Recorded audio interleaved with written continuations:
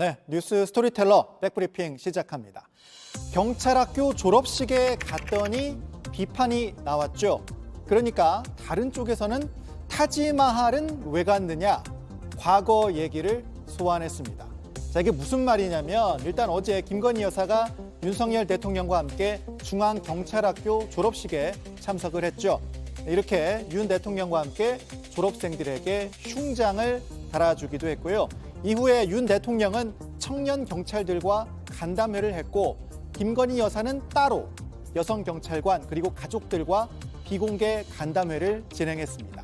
이 일정에 대해서 민주당에서 비판 논평이 나왔죠. 대통령 부인으로서 대통령 일정을 보조한 것이 아니라 단독 일정을 소화한 것입니다. 김건희 여사가 자신은 윤석열 대통령과 동격이라고 여기는 것인지 황당합니다. 자, 그리고 또 하나 김건희 여사 허위 학력, 경력 의혹에 대한 경찰 수사가 진행 중인데 경찰 관련 일정은 상식적이지 않다 비판을 했습니다. 대통령실은 이렇다 할 반응을 내놓지 않았는데요. 국민의힘에서 권성동 원내대표가 나섰습니다. 문재인 전 대통령 부인 김정숙 여사를 소환한 건데요. 2018년 11월 김정숙 여사의 인도 단독 순방을 꺼냈습니다. 인도 단독 순방에 대통령 휘장까지 앞세웠던 타지마할 독사진은 어떤 외교적 성과를 창출했습니까? 관광지들을 숱하게 방문했다고 했습니다. 또 2019년 9월에 라오스 방문 때 김정숙 여사가 문 전 대통령을 앞서 있었던 사진, 이걸 두고 영부인의 지위였습니까? 국가원수와 동격이라는 위세였습니까? 라고 적었습니다. 그러니까 김건희 여사 일정 가지고 꼬투리 잡지 말라 이런 얘기죠.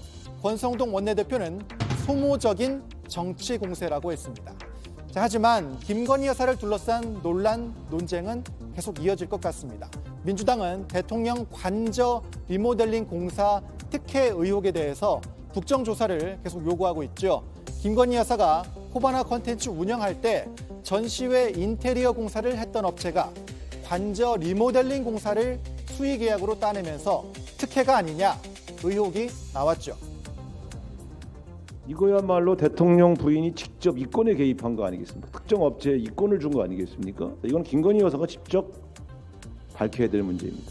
국정조사는 반드시 해야 되는 것입니다. 하지만 국민의힘에선 과거를 돌아보라 일축하고 있는 상황이고요. 민주당이 문재인 정권 시절에 우리 당의 국정조사 요구를 얼마나 받아들였는지를 한번 보시고 그런 점에 대한 반성이 전제돼야 할 거로 봅니다. 민주당의 국정조사 공세가 어떻게 흘러갈지 지켜봐야겠습니다. 하나 더 준비했습니다. 졸음 운전이 아니라 졸음 비행입니다. 며칠 전에 발생을 했는데요.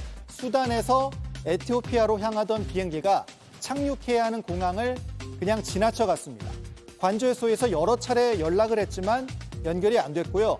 경로를 벗어나니까 비행기에서 경보가 울렸고 결국 25분이 지나서 비행기는 되돌아와서 공항에 착륙을 했습니다. 왜 그랬냐? 외국의 항공 전문 매체는 조종사들이 잠이 들었기 때문이라고 보도했습니다. 에티오피아 항공은 승무원들을 업무에서 배제하고 조사를 진행 중이라고 밝히기도 했는데요. 자, 그러면 이 졸음 비행 아찔하긴 했지만 단순 실수면 좋겠는데요. 하지만 이게 현재 전 세계적인 항공업계의 문제일 수도 있다는 분석이 나오는 거죠. 코로나19로 항공편이 급격하게 줄었다가 다시 늘어나고 있는 상황에서 안전과 직결되는 조종사들의 피로가 높아지고 있다는 분석들이 나오고 있습니다. 또 당장 공항에서 일하는 직원들도 많이 줄어서 미국이나 유럽 공항들에서 수화물 대란이 벌어지고 있죠. 이게 구별이 잘 안 되니까 검정색 여행 가방 쓰지 마라. 이런 웃지 못할 권고도 나왔습니다. 코로나가 바꿔놓은 너무나 많은 장면들 다시 극복하려면 역시 꽤 시간이 필요해 보입니다. 오늘 백브리핑 여기까지입니다.